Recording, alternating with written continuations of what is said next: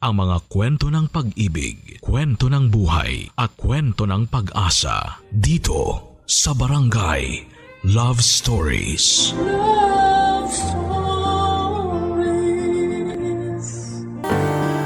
May dahilan ba para hindi ka tumupad sa usapan? Ayos lang kaya sa kanya na hindi mo tuparin kahit pinangako mong oo? Bakit nga ba hindi ka tutupad? Dear Papa Dudut, ako nga pala si Riri, ang pambansang bridesmaid. Bakit ko po nasabi? Lahat kasi ng mga kasal na mga kaibigan ko ay abay ako. Bridesmaid pero never akong naging maid of honor. Di naman sa walang kumukuha sa akin. Sa katunayan ay marami nang nag-offer sa akin na maging maid of honor dahil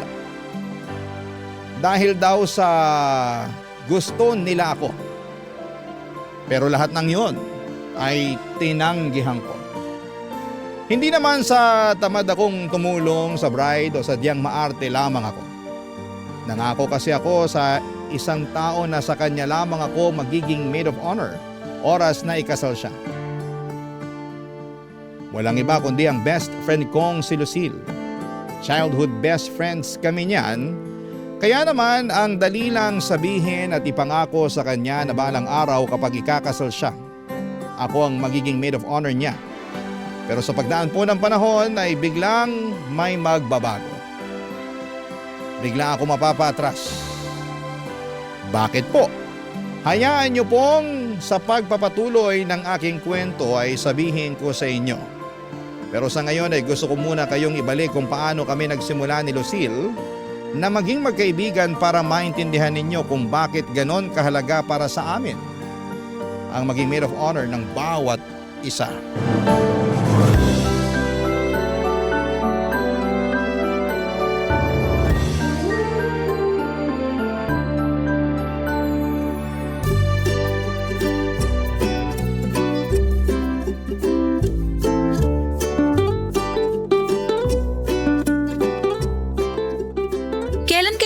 Kakasal.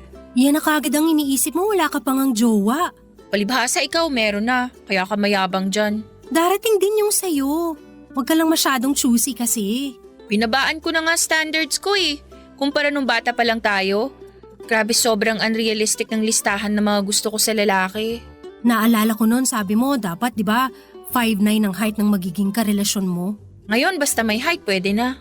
Dati rin sabi mo, kailangan may sasakyan na magiging jowa mo. Ngayon kahit lakad lang kasama siya masaya na ako. O kaya hatid niya ako sa paradahan ng tricycle. Gusto mo rin dapat maporma, yung laging sunod sa uso ang damit. Pero ngayon kahit ano na ang damit niya basta malinis at mabango siya. Good hygiene is a must. Dati sabi mo kapag… Alam mo girl, ganito na lang. Basta humihingang lalaki, okay na ako. Darating din yan. Sana nga.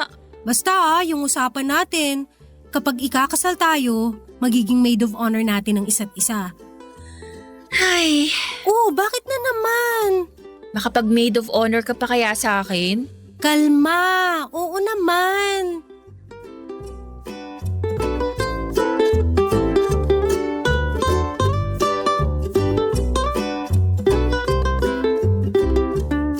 Paano nga ba nagsimula ang pangako namin sa isa't isa? Kapag kinasal kami ay magiging maid of honor namin ang bawat isa. Ganito kasi yon, Papa Dudut. Noong mga bata pa lamang kami ni Lucille habang naglalaro ang lahat ng mga kakilala naming bata ng bahay-bahayan, ay nawili naman kami sa paglalaro ng kasal-kasalan. Kahit kaming dalawa lamang at ang groom namin. Yung malalaking stuffed toy po ni Lucille yun. Lalagyan lang namin ng ribbon ang leeg na mga yon at kunwari ay groom na namin sila. Kami naman ay maglalagay kami ng punda ng unan sa ulo para kunwari yun ang belo namin. May bestida din kaming mahaba na tinatakas namin sa tukador ng nanay ni Lucille kapag umaalis ito para kunwari ay iyon ang gown namin. Yung heels naman ay galing sa ate kong nagtatrabaho sa bangko. Iyon ang sinusuot namin para makapag-practice na kami kung paano maglakad sa aisle ng naka-heels dahil alam naming kailangan naming isuot yon kapag ikakasal kami. Madalas yung bulaklak na peke sa flower vase namin ang kinukuha ko para gawing bouquet at ang mga pinitas na dahon ng malunggay sa kapitbahay ang ginagawa naming pantapon sa isa't isa tulad ng ginagawa ng mga flower girls.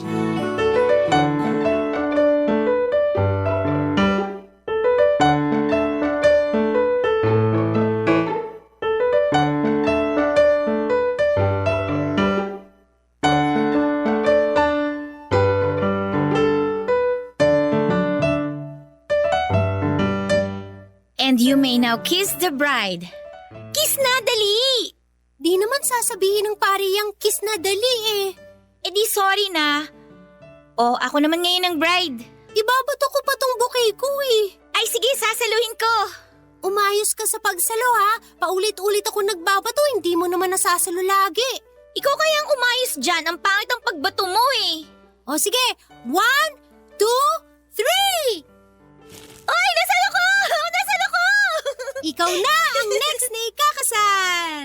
Ay, ang ganda siguro kung totoong ikakasal tayo, no? Yung hindi sa teddy bear, tapos yung totoo yung bulaklak. Tapos kasya yung damit at sapatos sa atin. Sino kaya yung magiging groom natin, no? Sana wala dun sa mga kalaro natin kasi ang dudungis nila eh. Hanap tayo sa ibang lugar. Really? O bakit? Basta kapag lumaki tayo, tapos magpapakasal na, gawin pa rin natin to ha. Maglaro ng kasal-kasalan? Hindi! Yung maging maid of honor natin ng isa't isa. Maid of honor lang ha? Kasi ayoko maging pare, tapos flower girl ng sabay-sabay. Ang hirap kaya nun. Luka-luka ka talaga. Siyempre, hindi ganun. Wala naman kasi tayong ibang kalaro, kaya lahat tayong gumagawa. Bakit kaya ayaw nila ng kasal-kasalan? Ang saya kaya. Yung parang napapanood natin sa TV, di ba? Ang ganda lagi ng bride, tapos ang gwapo nung groom. Tapos iiyak pa sila. Kasi sobrang love nila ang isa't isa. Ay, sana balang araw ganun din tayo, no? Oo naman, magiging ganun tayo. Basta mag-pray lang tayo lagi para i-deliver na ng langit yung magiging groom natin. At kapag ikakasal tayo, Maid of honor natin ang bawat isa. at bawal na maging maid of honor sa iba, sa atin lang. Tama! Kaya dapat maging best friends pa rin tayo, ha? Sigurado yan. Tayo lang mag-best friend forever. O sige, tara. Tuloy na natin yung laro. Ako naman ang bride, ha? Akin yung heels, ako na ang lalakad. Diyan nagsimula ang munting pangako namin sa isa't isa ni Lucille. Tunog pang bata lamang yan, pero gusto naming panindigan yan balang araw. Bata pa lamang kami ay hopeless romantics na kami at umaasa kami na balang araw ay darating ang Prince Charming namin at gagawin kami hindi lang prinsesa, kundi bride. Hanggang sa paglaki namin ay baon namin ang pangako namin yan sa isa't isa. Hindi kami nakalimot. Tuwing may kinakasal sa mga kakilala namin ay pinapaalalahanan namin ang isa't isa tungkol sa pangako namin noong bata pa lamang kami. Siguro Papa Dudut ay isa yung pangako na yon sa mga dahilan kung bakit tumibay at kumapit kami sa pagkakaibigan naming dalawa ni Lucille. Kaya naman todo ang pagdarasal namin na sana ay magawa naming ikasal sa tamang lalaki para maranasan namin ang pakiramdam na maging maid of honor sa kasal ng bawat isa. Sa bawat isa at tumibay ang pagkakaibigan. Barangay Love Stories. Barangay Love Stories. Papadudod sa pagdaan ng panahon ay naging magkaiba ang lagay ng estado ng love life namin ni Lucille. Ako ang minalas, siya ang sinuwerte. Isa lang ang naging boyfriend niya, 7 taon na sila at nakikita kong totoong masaya sila. Samantalang ako ay lumagpas na sa 1 dosena ang mga nakadate ko pero ni isa roon ay hindi napatunayan sa akin na karapat dapat silang maging karelasyon ko. Sobrang nawawala na ako ng pag-asa na mahahanap ko pa yung lalaking para sa akin. 1 taon na lang at magti-30 na ako. Kinasal na halos lahat ng mga kakilala ko at partida pa dahil mas bata pa ang mga yon kumpara sa akin. Madalas na akong tinutokso ng mga kakilala ko lalo na ng pamilya ko. Kailan daw ba sila makakarinig ng church bells? Sa una po ay sinasakyan ko lamang pero nung tumagal ay nakakaptik ko na. At kapag masyado na akong nape-pressure tungkol dito ay isa lang ang nilalapitan ko. Si Lucille, dahil alam ko na siya ang pinaka nakakaintindi ng lahat ng ito.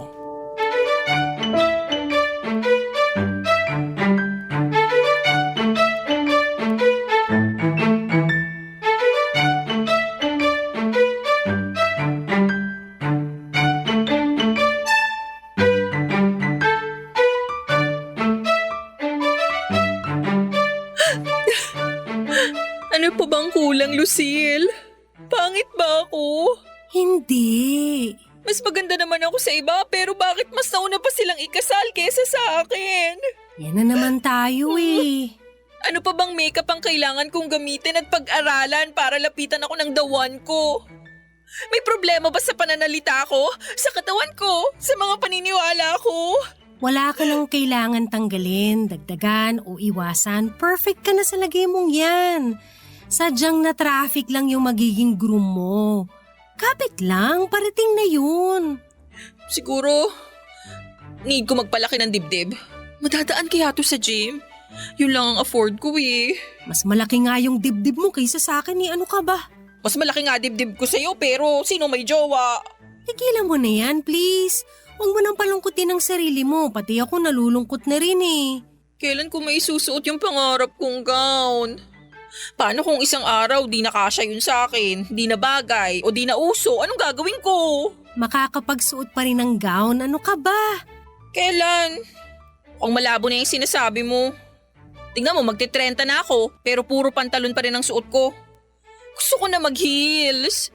Gusto ko na magbelo. Gusto ko na humawak ng bouquet at iba to tulad ng mga bata pa tayo. Gusto ko na mag-gown. Makakapag-gown ka next year. Masyado kang sigurado dyan, mamaya hindi magkatotoo yan. Mas lalo akong sumpain. Sure ako makakapagsuot ka ng gown, promise. Paano mo nasasabi yan? Well, hindi yung gown na nasa isip mo. Hindi bridal gown ha. Pero Pero ano? ikakasal na kami ni Benedict next year! Ha? Nag-propose na siya kagabi at plano ko ikaw ang una kong pagsasabihan. Eh hindi ko naman nakalain na sa pagkikita natin mag-e-emote ka dyan. Sorry na. Di ko naman alam yung balita mo na yan eh. Kung inunahan mo na ako, di sana, di muna ako nagngangangawa dito. Basta nag-propose siya sa akin kagabi at syempre umawa ako.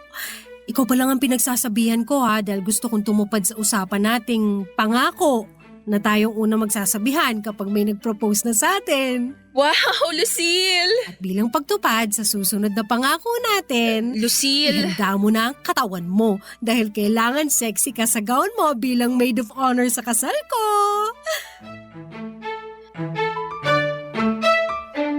Masayang masaya ako para kay Lucille nang binalita nito sa akin ang tungkol sa nalalapit niyang kasal. Siya ang unang ikakasal sa amin, oo, nakaramdam ako ng kaunting inggit. Pero mas nang ibabaw ang kasiyahan. Pero nung inopen up nito ang tungkol sa pangako kong pagiging maid of honor, para sa kanya ay bigla akong nag-alangan. Gusto kong tumanggi pero hindi ako nabigyan ng pagkakataon dahil alam kong inaasahan niya na tuloy na ang pagiging maid of honor ko sa kanya dahil yun naman ang pinangako namin sa isa't isa noong bata pa kami, hindi ba? Paano ko to lulusutan? Hindi ako pwedeng maging maid of honor niya at hindi ko pwedeng sabihin ang totoong dahilan. Kaya naman nung nagkita ulit kami after ilang araw ay nilatag ko sa kanya ang mga naisip kong dahilan kung bakit hindi na ako tutupad sa pagiging maid of honor sa kasal niya, Papa Dudut.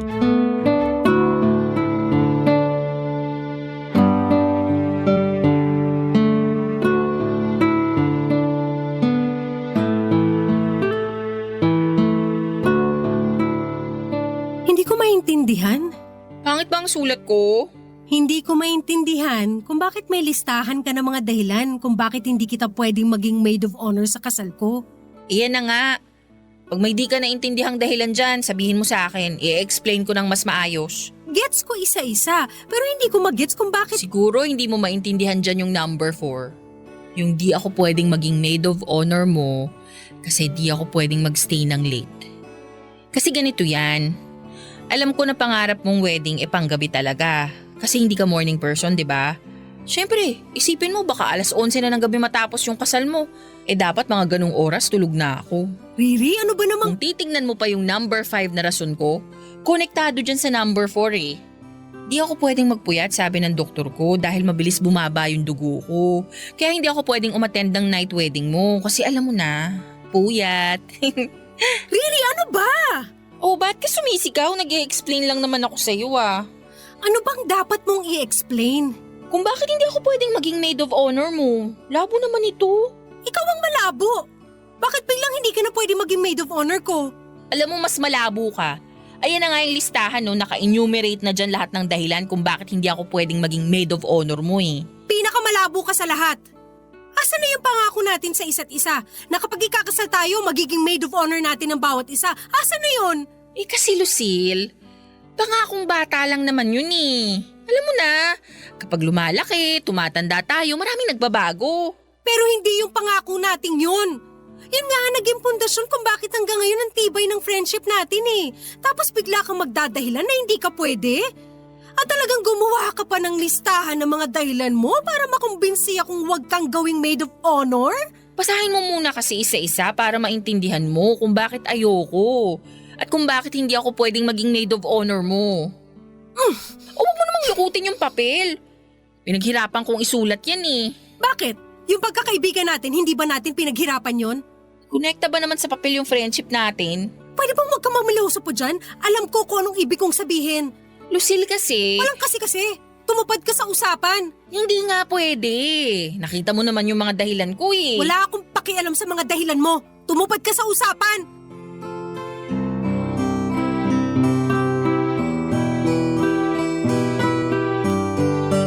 Papadudot, ramdam ko ang galit noon ni Lucille sa akin. Sa unang pagkakataon ay nakita ko siyang nagalit sa akin at nakaramdam ako ng konsensya.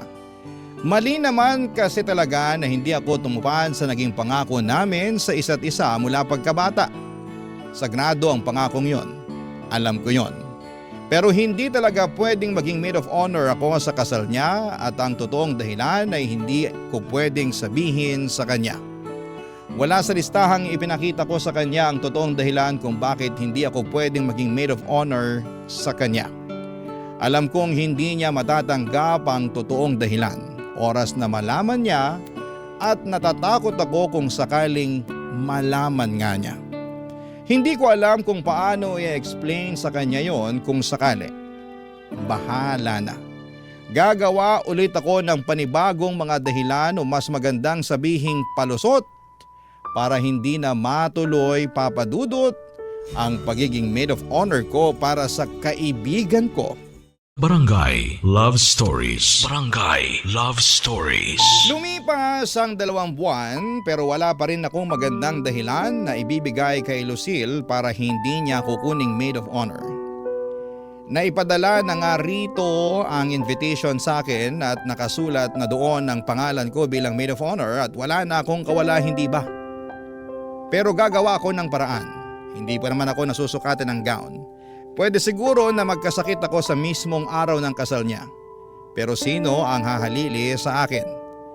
Di nakadagdag pa ako ng stress para sa kanya. Ayaw ko namang ma-stress si Lucille at nag-isip ulit ako ng ibang dahilan. Pwedeng may pinapagawa sa akin ng nanay ko sa mismong araw ng kasal niya at hindi ako pwedeng tumanggi kundi ay mapapalo ako. Napailing na lamang ako sa naisip kong dahilan na yon. Sinong tangang maniniwala roon? Sobrang desperado na ako makatakas sa responsibilidad bilang maid of honor. Kaya naman hinarap ko na lamang siya para muling magmakaawa na ipasa na lamang niya sa iba dahil wala na akong maisip na bagong dahilan para sa kanya.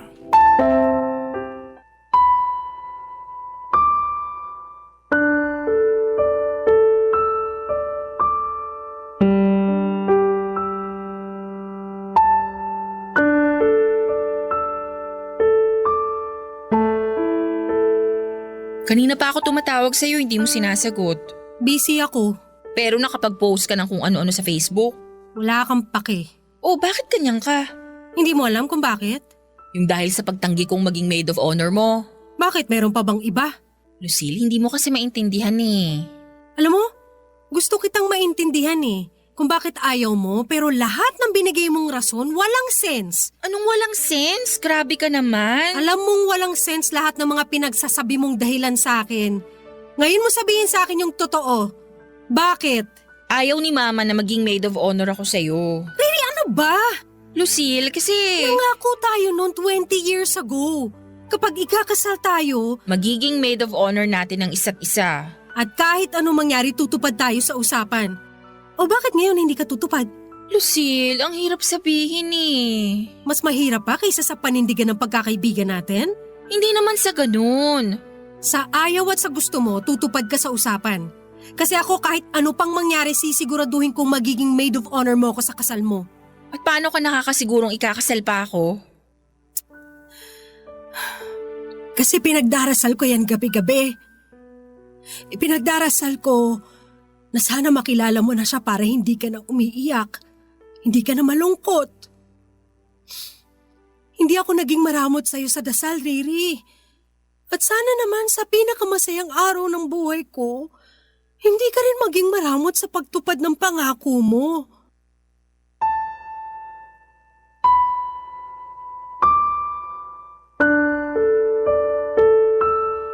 Pilit tinago ni Lucille ang pagluha nito. Pinalis na ako nito at sinabing saka na ulit kaming mag-usap. Alam kong masama ang loob nito sa kasalanan ko na yon. Naintindihan ko kung bakit siya ganon. Hindi yon basta-basta pagtatampo lamang at malaking bagay sa kanya ang naging pangako namin sa bawat isa. Umuwi ako ng bahay at humiga sa kama. Wala akong gustong harapin kundi ang sarili ko. Paano ko sasabihin sa kanya ang katotohanan kung bakit ayokong maging maid of honor sa kanyang kasal? Matatanggap ba niya? Malamang ay hindi. Malamang masasaktan siya. Malamang ay hindi niya ako mapapatawad. Umiyak ako ng umiyak noon at hindi ko alam kung paano ko sisimulan ang revelasyon na ito kay Lucille. Hanggang sa dinampot ko ang aking cellphone para tawagan ng isang taong alam kong makakaintindi sa aking sitwasyon, Papa Dudut.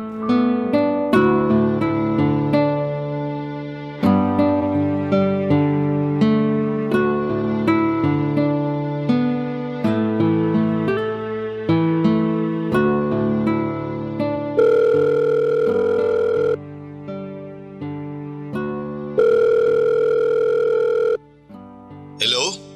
Hello, Benedict. Oh, Riri, bakit? Paano? Anong paano? Paano ko makukumbinsi si Lucille na wag akong gawing maid of honor niya? Hindi pa rin ba niya kinakagat lahat ng mga sinabi mo? Hindi eh. Lalo pa siyang nagalit kasi nagmumukha na akong desperada. Kakapilit ng mga rason ko. Eh bakit kasi ayaw mo na lang ituloy yung pagme-maid of honor sa kasal namin? Alam mong hindi pwede. Hindi pwede dahil… Dahil sa atin. Ay… Di naman niya malalaman ang tungkol sa atin, Riri, kung di tayo magsasalita. Di mo kasi maintindihan eh. Naiintindihan ko. Nakukonsensya ka dahil sa nangyari sa ating dalawa pero isang beses lang yun. Lasing ka nun at lalaki ako. Kaya nag-take advantage ka sa pagiging lasing at marupok ko? Kaya tinanggal mo ang damit ko't gumawa ka ng paraan para may mangyari sa ating dalawa? Akala ko kasi gusto mo rin eh. Gusto ko yun? Benedict, lasing ako nun. Wala akong laban sa'yo. Tapos na yun. Nakukonsensya rin naman ako eh. Di na yun mauulit pa. Alam nating pareho yun. Oo, hindi na mauulit yon. Pero paulit-ulit na naglalaro sa utak ko ang gabing yon. Nagtaksil tayong pareho kay Lucille. Anong balak mong gawin? Magsusumbong ka ba sa kanya? Sige, gawin mo yan para kamuhian ka niya. Bakit ako lang? Ikaw nga tong may kasalanan ng lahat eh. Pero ikaw ang best friend niya. Kilala mo si Lucille. Mas may tiwala pa siya sa'yo kaysa sa magulang niya. Oras na sabihin mo sa kanya ang nangyari sa atin. Sa tingin mo ba mapapatawad ka pa niya? Pakahayop mo talaga. Sinasabi ko lang kung ano ang dapat mong asahan. Isang araw lang na magme-maid of honor ka. Isang araw na pagpapanggap. Ano bang mahirap gawin dun? Next year pa naman yun eh. May oras pa para mabawasan yung nararamdaman mong konsensya. Oo, next year pa yon. Pero sa tingin mo, magkakasya pa ako sa gown na isusuot ko? E di wag ka magpataba. Buntis ako, Benedict! At ikaw ang ama!